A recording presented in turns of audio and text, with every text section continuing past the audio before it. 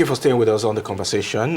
Before I introduce my guest this morning, information just reaching us from Controller Emmanuel Oki confirmed that LASMA had been on traffic radio earlier this morning to inform Lagosians about the volume of traffic in Maryland, toll gate, as well as Odoyalaru. Probably some of us were not listening to traffic radio, and that's why most people are stuck in traffic this morning.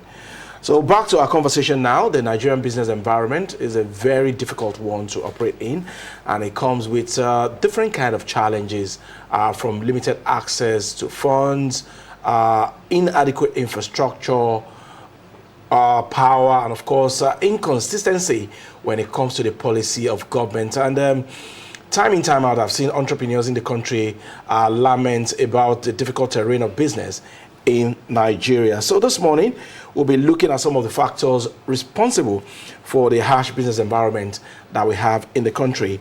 We have joining us Dr. Samuel Ulaikere, business strategist, marketing and sales expert. It's our pleasure to have you. Thank you very much for having me. It's nice to be here in your studio.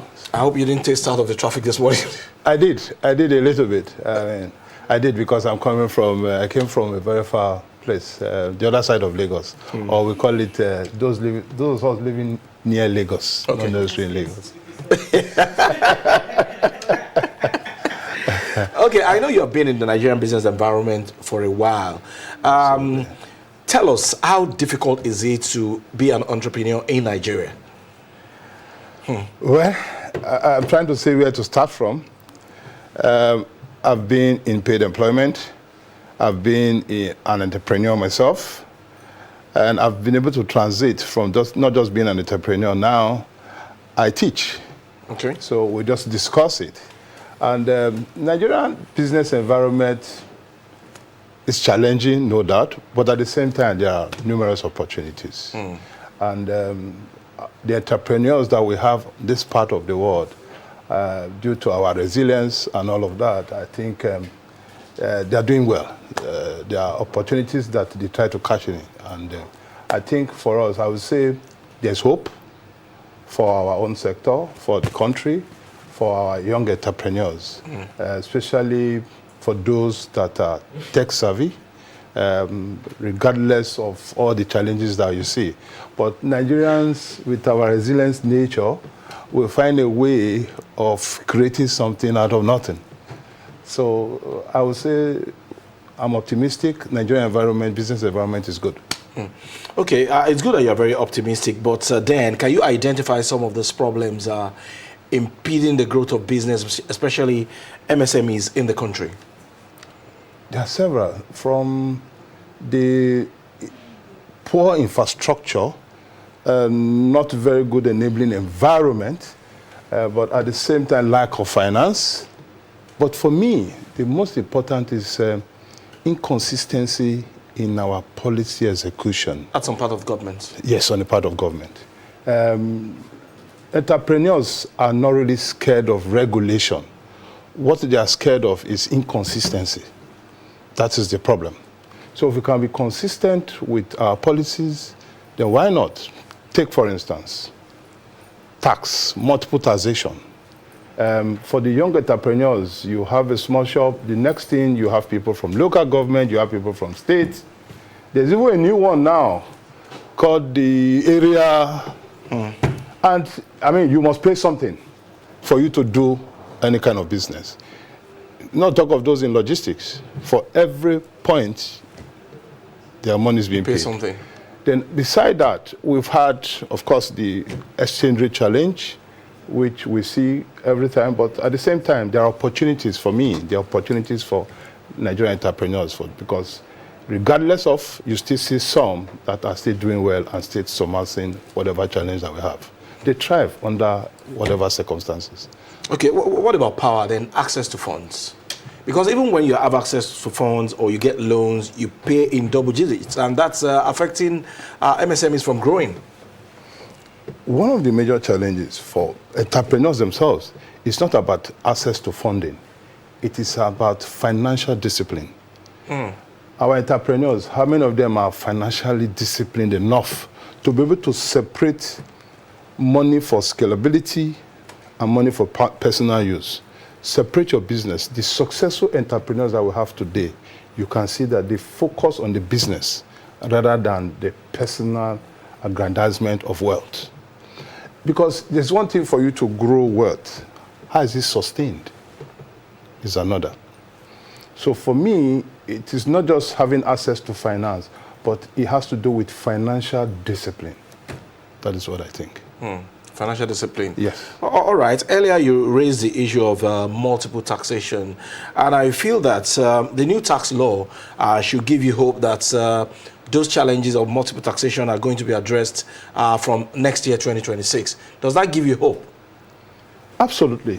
It gives me great hope. But like I always say, yes, we have beautiful policies on paper. But when it comes to execution, it's now one of our greatest challenge.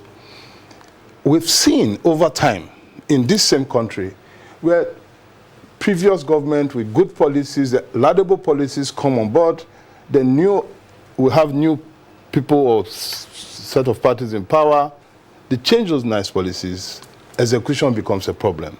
So if we can be consistent enough, I've read about the new tax laws. Oh, they try to bundle everything together so that you pay at one stop and you don't need to.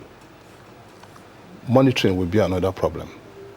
How do we monitor this? How do we execute this? How consistent will it be? That is another area of discussion.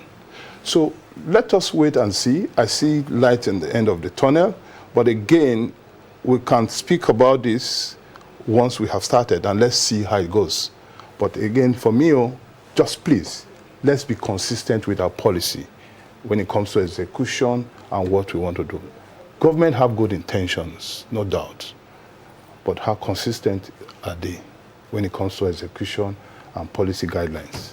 So implementation is very key here. Implementation is, for me, is the most serious. Okay, so power is another Not just problem. implementation, you have to be consistent with Power is another implementation. problem because a lot of entrepreneurs do complain that most of their gains are plugged back into generating power on their own.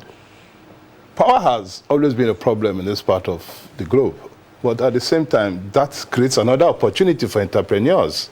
Renewable energy. Okay. And that is where you see most people who are going to now. But again, you can see that even with the power, the new renewable energy, we have not been able to connect policies in line with regulation to those. So you can generate as many power as you want, but by the time you need certain policies and certain guidelines and approval for you to now put it into either the national grid or whatever we have. But renewable energy is an opportunity for entrepreneurs to go into. Yes, we've always had power challenges in this country.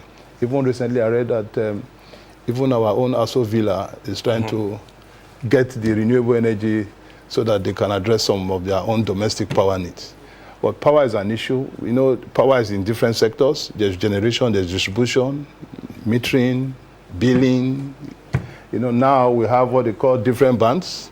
I don't know whether certain people are more special, or is it that people pay more and can get more power? So how about the entrepreneurs in the rural areas? Are you saying, no, they don't need power? They need power more. The vulcanizer need power more. The tailors, the artisans, they all need power. So are you saying, okay, because they are willing to pay, but can we be consistent? Can we be open with some of our policies? Can we be genuine with some of our policies, regardless of your status? Take it again. I read recently that, security is another problem that we'll have to talk about. So let me not just go there. So let me allow you moderate. But there's no way we are not going to talk about security because you cannot operate in an environment that is not safe. And then for you to even attract investors is a problem when you have insecurity problem. I agree with you. Insecurity has been endemic kind of, I don't know. I don't want to be, because I'm on live TV, one has to be very careful what we say. But we have seen how insecurity has destroyed businesses. I mean, Nigeria is so large, our population is so huge, And for me, that is potential for good business. People want to come here because of our population.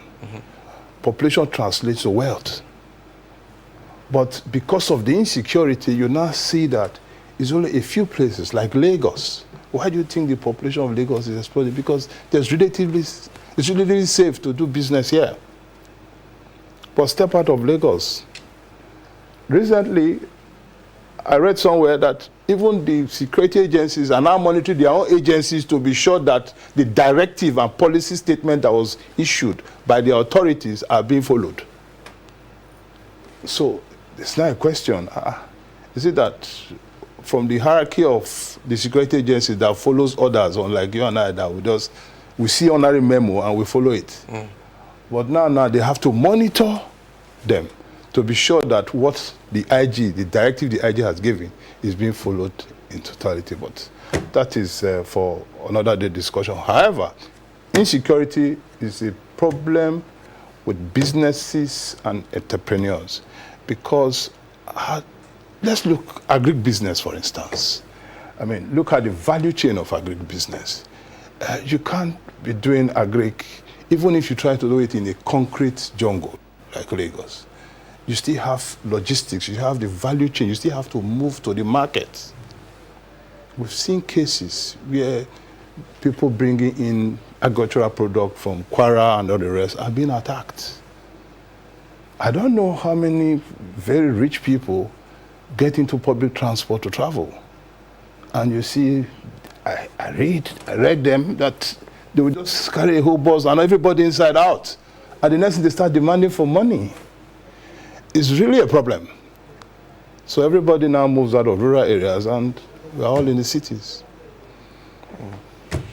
Okay, I'm very happy that you raised agriculture, and earlier you have pointed out to the fact that our population should be an advantage for us. If we are putting that advantage of our population into agriculture, you don't think things would have changed for us as a country? Our population as an advantage? Of course, yes. Do not forget, Nigerians, we are very resilient when it comes to survival. For us, it seems to be in our DNA that failure is not an option. Even with the challenges that we all have, you still see Nigerians go out all there to get things done the way it should be done. It is not a case of, oh, we are not sure of what we want to do. It is how we intend to go about it and what support we get from government. That's what they call social support. Provide good infrastructure, access to power, road, basic things, security for us, secure lives and properties. But hey, are we there yet? No. Is there hope? Yes. We all need to work together to achieve this. Our population is good, and not just our population. Do you know that, over 55% of our population are young people. And these are the people that are into tech, and most of these tech businesses, they provide services globally from this country. And what will you say? From nothing to something. It is only in Nigeria you will see somebody whose parents were down, peasant farmers and all of that. They developed to be something. In our creative industry, you see that as well. So kudos. Let's give Nigerians some accolade. Okay, so let's bring it down to the current administration now, led by President Bola Ahmed Tinubu. We have seen different kind of policies meant to rejig the economy of the country. Which of these policies are you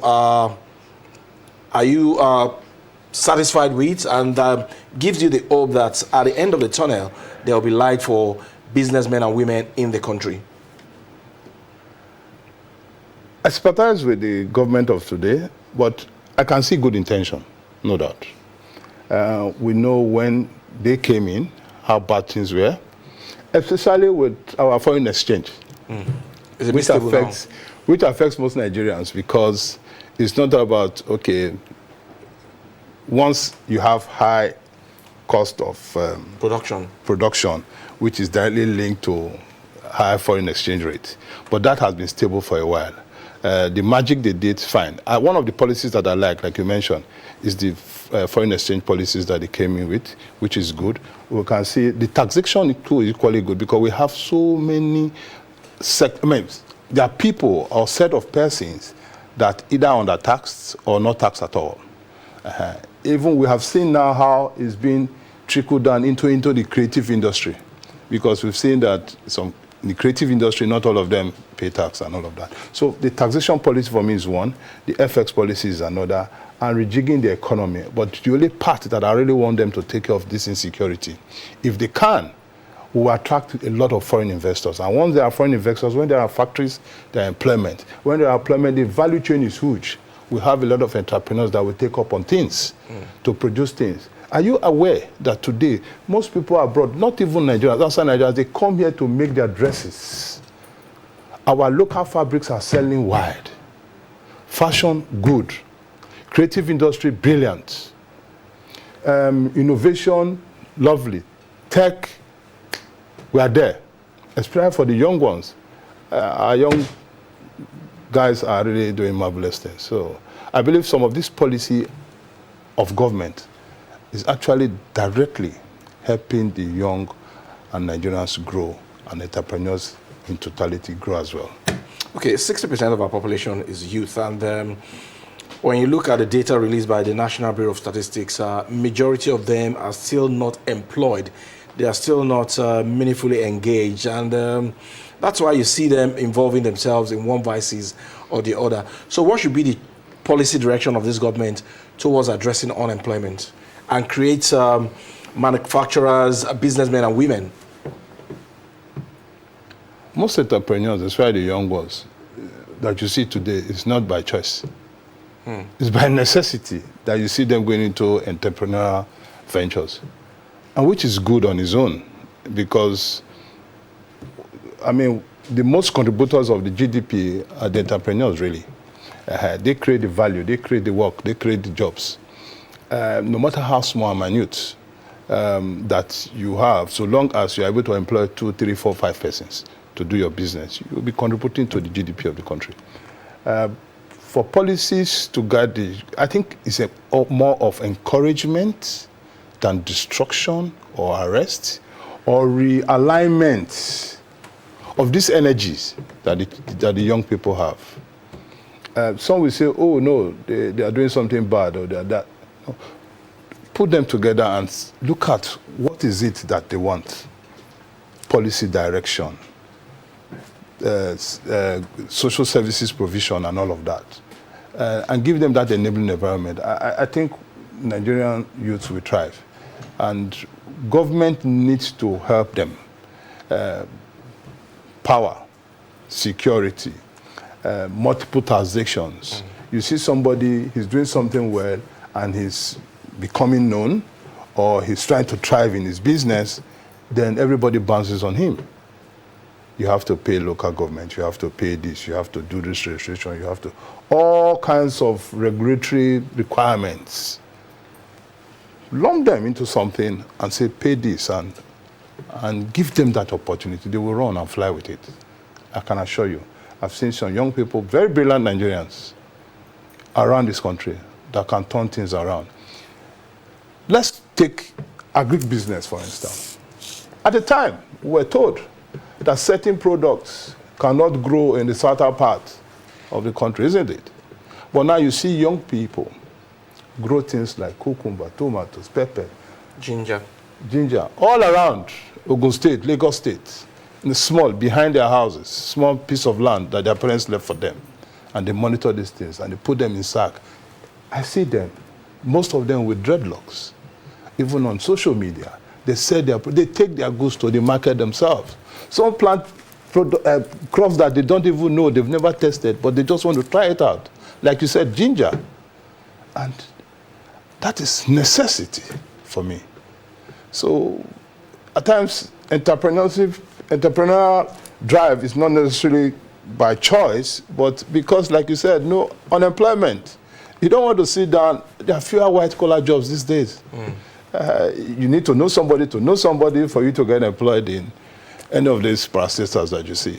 But now the young ones are taking the bull by the horn themselves and doing what they know how to do best. So is that a pointer to the fact that we might need to change our education curriculum, especially at the tertiary level? Because when you look at countries like Japan or China, most of their youths have one vocational skill or the other, and that's why the economy of these countries is where it is today. Unlike here, we depend more on paper. True, because what gets measured gets done.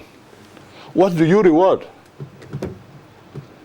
Do you reward the guys with the technical skills? Rather, you reward the ones with the title. MSc, BSc, PhD. In some cases, I heard they don't even recognize some polytechnic degrees anymore. But that is where wealth is created. That is where wealth is created. So I think that is long overdue to change our curriculum, not just at tertiary level, primary level. Let me just surprise you. Even to the extent of some of our languages are going into extinction, and some women that are traveling abroad to go and do this, what do you call that thing again? Omugo, when you take care of your grandchild. They now have side hustle of teaching children their local dialect and languages.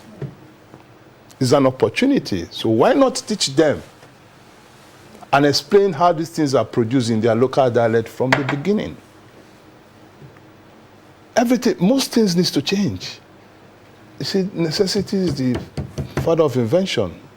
We've come to that stage that we must teach our young ones how to survive without government, without any assistance, how to create wealth. Japan did it. Everything you see there is made from bamboo. We have large rainforests. According to some Nigerians from some parts, they say ungoverned spaces. There are natural resources all in there. It just takes one genius mind to just turn things around. 10, 15, 25 years ago, they tell you that cucumber, ginger will grow in somebody's backyard in Abeokuta. You say it's a lie, but today it's being done. And the young people that are propelling it, really, not people of our age bracket. So how then do we encourage them? Because funding is key, and for an institution like the Bank of Industry, what role should it be playing in ensuring that young entrepreneurs have access to funds? Bank of Industry, yes, can create policies, use other sources. We have the microfinance banks. We have other agencies of government that can manage this. We have SMIDA, we have Bank of Agriculture, NESRA, and all of that. Like I said, we have good policies, we have good structure. For me, it is more of implementation and monitoring and ensure that these things are cascaded down to the people that need them. I'll give a small example. At the time in this country, getting fertilizers to farmers was like a scam. Until we got a genius young minister who came and said, no, thank you. We could do things differently. Through a handheld device, we could have the farmer's direct number, give them these things, and send them their location through it, and they pay with their device, and they get the fertilizer. And a whole lot of corruption, middlemen were eroded. And we saw the effect thereafter. And we started having silos of grains all around. Whether it was true or not, but at least we saw some of them during who was the president again? That was Goodluck Jonathan's time. Bank of Industry, we have other institutions, microfinance bank. We could do funding, could be through other sources. You can come as cooperative together. Even some microfinance banks. What is their interest rate? Yes, because of source of funding. You cannot, it's how you buy that you will sell. How are you getting the funding? So that is the role of Bank of Industry. That is the role of Agricultural Development Bank. Create funds to this microfinance bank at a very cheap rate and see if they will not give them at a very cheap rate. Because again, you know, the entrepreneurs, they don't really have anything to collateralize this money. Collateral is key. What if anything goes wrong? You could fall sick, you could die. Should you write off the money? Of course, microinsurance come to play. There's what they call key man insurance and all of that. But it's about creating the right policies, getting it through the right channel, so that it can get to the people that need them, those entrepreneurs. Yeah, you can sit in Abuja. Yes, if you read their policies and how the working document, it's brilliant, it's lovely. But somewhere along the line, you see that there are some distortions when it comes to execution. Can it be followed through so that it can get to the person that actually needs it? That is where the challenge is. Okay, we cannot have this conversation without discussing the role of ICT in fast-tracking the business development and ideas of young entrepreneurs. What has been the role of ICT these days? First, the whole world has been digitalized, and Nigeria shouldn't be left behind. The young ones are the ones even preparing it. If you see young businesses, any business now that it's not on social media. It's not necessarily on social media, does not have the online segment, you are bound to be extinct in no time. So digital marketing. ICT is important. It's not only in the entrepreneurs using that medium to get access to customer, for the people and the institution monitoring. That's one of the policies that the government is trying to bring in, to see how these things can be monitored remotely. Everything must not be on paper. It must not be physical visits. So the world is changing to ICT, but it's for us to get it right. And of course, to create those firewalls so that they are not compromised. If you want to talk of ICT, we tried it in our election process. The next thing, that's where we started hearing the words of glitches. It is only here we hear glitches. I don't know what glitches mean. And how consistent is glitches? It's a one-off thing. Yes, in ICT, of course, we had a situation where there were some IT challenges somewhere in the Far East, and it affected American Airlines. No doubt, we have things, but it's not consistent. It's not all the time. ICT has a major role to play in the future of entrepreneurship, the country, and of our young people. When it comes to execution, when it comes to monitoring, you cannot live out ICT. FTV, I'm sure you are on all the social medias. Probably you are streaming live right now. You can imagine how it was 20 years ago. So if you don't tune in, then you don't get the information. Information is available to everybody at the time. At your fingertip. Easy. You know what's happening now. I mean, so ICT, the importance of ICT can never be overemphasized. It's important and it's needed now. Okay, so we cannot talk about this particular issue without making reference to the Corporate Affairs Commission, ease of registration of business. Is it better than it was? Yes, it is. It was. It's better now than it was before. I think our former vice president, is it the immediate past, Prof? Yemi Osinbajo. Yes, and he said, yes, ease of doing business. For small businesses, you could register with small amount of money. You don't even need to visit any office. It can be done online. I've seen small businesses, because I'm a director at one or two microfinance banks in this country, and we try to meet customers and develop some mobile apps and all of that, and encourage those customers to register their businesses. And they do that with their handheld device for enterprises. Yes, CAC, they're doing a good job. They register companies now remotely. You can do your search right here now for a name, and they'll tell you if it's available or not. If it's available, you go ahead, make payment online and all of that. Voila, you've gotten your document. So there's a whole lot of improvements. And the payment is affordable?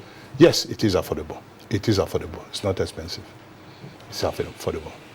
All right. We must thank you very much, Dr. Samuel Ulakere, business strategies, marketing and sales expert, for your insightful discussion this morning on the business environment in Nigeria and the policies that government might need to introduce to make things better for young starters who are just coming into the world of business. Thank you very much for your time. Thank you very much. It's a pleasure being here. This is my first time of coming here. I hope to come again. You're welcome. Thank you. Thank you very much. All right, we'll take a break. When we come back, it will be the turn of Joy and Adebimpe. Do stay with us.